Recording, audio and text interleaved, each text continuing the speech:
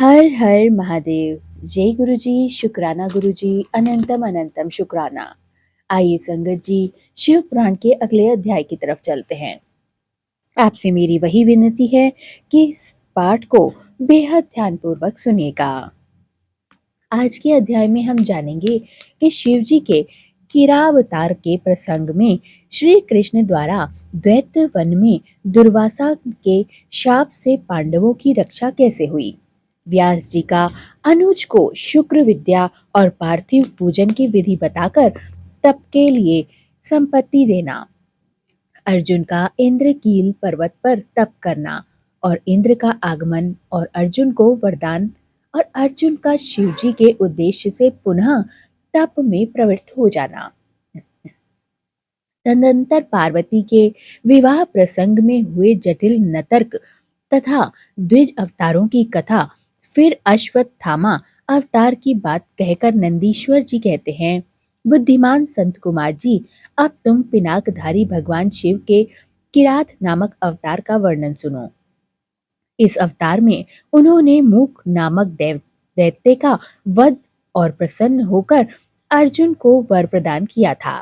जब सुयोधन ने महाबली पांडवों को जुए में जीत लिया, तब वे सती साध्वी द्रौपदी के साथ दैत्य वन में चले आए।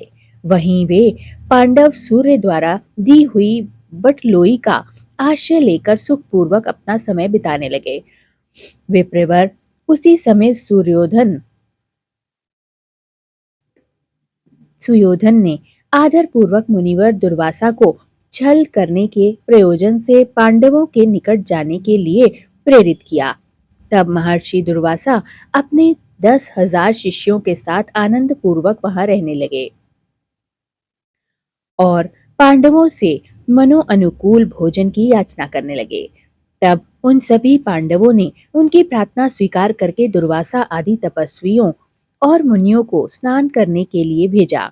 मुनीश्वर इधर अनाया भाव से के कारण वे सभी पांडव बड़े संकट में पड़ गए और मन ही मन प्राण त्याग देने का विचार करने लगे। तब द्रौपदी ने श्री कृष्ण का स्मरण किया। वे तत्काल ही वहां आ पहुंचे और शाक के पत्ते का भोग लगाकर उन सभी तपस्वियों को तृप्त कर दिया। फिर तो महर्षि दुर्वासा अपने शिष्यों को तृप्त हुआ जानकर वहां से चलते बने। इस प्रकार श्री कृष्ण की कृपा से उस समय पांडव संकट से मुक्त हुए।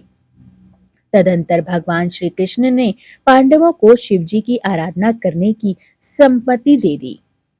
फिर व्यास जी ने भी आकर उन्हें शंकर के समाराधन का आदेश देते हुए कहा कि शिवजी संपूर्ण दुखों का विनाश करने वाले हैं। वे भक्ति करने से थोड़े ही समय में प्रसन्न हो जाते हैं, इसलिए सभी लोगों को शंकर की सेवा करनी चाहिए। वे महेश्वर प्रसन्न होने पर भक्तों की सारी अभिलाषाएं पूर्ण कर देते हैं, यहाँ तक कि वे इस लोक में सारा भोग और परलोक में मोक्ष तक दे डालते हैं। यह बिल्कुल निश्चित बात है। इसलिए मुक्ति भोग भक्ति रूप फल की कामनाओं से मनुष्य को सदा शंभु की सेवा करनी चाहिए, क्योंकि भगवान शंकर साक्षात परम पुरुष और दुष्टों के संहारक हैं और सत्पुरुषों के आश्रय स्वरूप हैं। अब अर्जुन पहले दृढ़ता पूर्वक शुक्र विद्या का जप करें, तब इंद्र पहले परीक्षा लेंगे, पीछे संतुष्ट हो जाएंगे। प्रसन्न होने पर वे सर्वदा विघ्नों का सर्वनाश करते रहेंगे। फिर शिव जी का ज्येष्ठ मंत्र, जो सबसे श्रेष्ठ है, प्रदान करेंगे। नंदीश्वर जी कहते हैं, मुने, इतना कहकर व्यास जी अर्जुन को बुलाकर उन्हें शुक्र विद्या का उपदेश देते हुए उद्यत हुए। तब तीक्ष्ण बुद्धि अर्जुन ने स्नान करके पूर्व मुख बैठकर उस विद्या को ग्रहण किया। फिर उदार बुद्धि मुनिवर व्यास जी ने अर्जुन को पार्थिव लिंग के पूजन का विधान बतलाकर उनसे कहा कि व्यास जी बोले, पार्थ, अब तुम यहाँ से परम रमणीय इंद्रकील पर्वत पर चले जाओ। वहां जाह्नवी के तट पर बैठकर सम्यक रूप से तपस्या करो। यह विद्या अदृश्य रूप से सदा तुम्हारा हित करती रहेगी। अर्जुन को ऐसा कहकर व्यास जी पांडवों से कहने लगे कि नृप श्रेष्ठों, तुम सब लोग धर्म दृढ़ बने रहो। इससे तुम्हें सर्वथा श्रेष्ठ सिद्धि की प्राप्ति होती रहेगी। इसमें अन्यथा विचार करने की आवश्यकता नहीं है। नंदीश्वर कहते हैं, मुने इस प्रकार मुनिवर व्यास उन पांडवों को आशीर्वाद दे तथा शिवजी के चरण कमलों का स्मरण करके तुरंत ही वहां से अंतर ध्यान हो जाते हैं। उधर शिव मंत्र के धारण करने से अर्जुन में भी अनुपम तेज व्याप्त हो जाता है। वे उन समय उद्दीपित हो उठते हैं। अर्जुन को देखकर सभी पांडवों को निश्चय हो जाता है कि अवश्य हमें भी विजय की प्राप्ति होगी, क्योंकि अर्जुन में विपुल तेज उत्पन्न हो रहा है। अब उन्होंने अर्जुन से कहा कि व्यास जी के कथन से ऐसा प्रतीत होता है कि इस कार्य को केवल तुम ही कर सकते हो। यह दूसरे के द्वारा कभी भी सिद्ध नहीं हो सकता। अतः जाओ और हम लोगों का जीवन सफल बनाओ। तब अर्जुन ने चारों भाइयों तथा द्रौपदी से अनुमति मांगी, उन्हें प्रणाम किया और उन लोगों को अर्जुन के विछोह से बड़ा दुख प्राप्त हुआ, पर कार्य की महत्ता को देखकर सभी ने अनुमति दे दी। फिर तो अर्जुन मन ही मन प्रसन्न होते हुए उस उत्तम पर्वत इंद्रकील को चले गए। वहां पहुंचकर वे गंगा जी के समीप एक मनोरम स्थान पर, जो स्वर्ग से भी उत्तम और आकर्षक सुंदर था और अशोक वन से सुशोभित था, उसमें ठहर गए।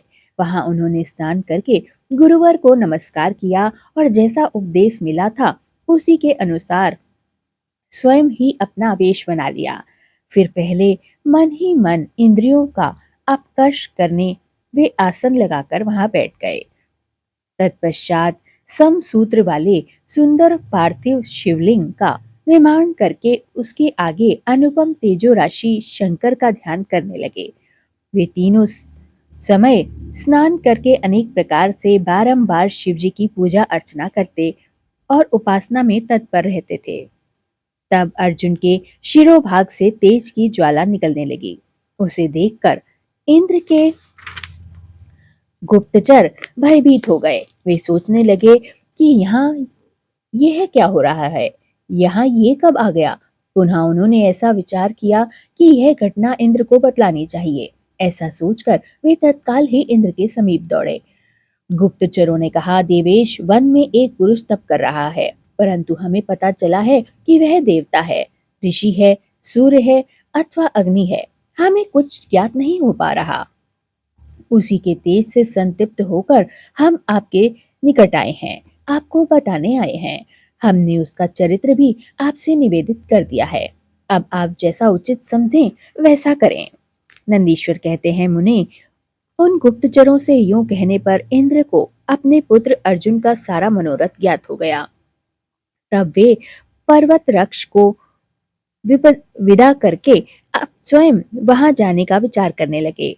विप्रवर इंद्र अर्जुन की परीक्षा करके वह करने की विचार से वह वृद्ध ब्रह्मचारी ब्राह्मण का वेश बनाने लगे और वेश बनाकर वहां पहुंच गए। उस समय वहां आया हुआ देखकर पांडव पुत्र अर्जुन ने उनकी पूजा की और फिर उनको प्रणाम करके उनकी स्तुति करने लगे। स्तुति करके आगे खड़े होकर उन्होंने पूछा कि ब्राह्मण, बताइए, इस समय कहाँ से आपका शुभागमन हुआ है। इस पर ब्राह्मण वेशधारी इंद्र ने अर्जुन को ऐसे वचन कहे जिससे वह तप से डिग जाए। पर जब अर्जुन को दृढ़ निश्चय देखकर तब उनके स्वरूप में प्रकट होकर इंद्र ने अर्जुन को भगवान शंकर का मंत्र बतला दिया, क्योंकि अर्जुन अपने संकल्प में पूर्ण रूप से डटे हुए थे और उसका जप करने की आज्ञा भी मिल गई। तदंतर अपने अनुसार अपने अनुचरों को सावधानी के साथ अर्जुन की रक्षा करने का आदेश देकर वे अर्जुन से बोले कि भद्र, तुम्हें कभी भी प्रमाद पूर्वक राज्य नहीं करना चाहिए। तरपत यह विद्या तुम्हारे लिए श्रेयस्कर होगी। साधकों को सर्वथा धैर्य धारण किए रहना चाहिए। रक्षक तो भगवान शिव ही हैं। वे संपत्तियां और फल, मोक्ष दोनों समान रूप से देते हैं, इसमें तनिक भी संशय नहीं है। नंदीश्वर कहते हैं, मुने, इस प्रकार अर्जुन को वरदान देकर देवराज इंद्र शिवजी के चरण कमलों का स्मरण करते हुए अपने भवन को लौट गए। तब महावीर अर्जुन ने भी सुरेश्वर को प्रणाम किया और फिर वे अपने मन को वश में करके इंद्र के उपदेशानुसार शिवजी के उद्देश्य से तपस्या करने में जुट गए। हर हर महादेव। जय गुरुजी। शुक्राना गुरुजी। अनंतम अनंतम शुक्राना। सर्वदा भला मेरे गुरुजी।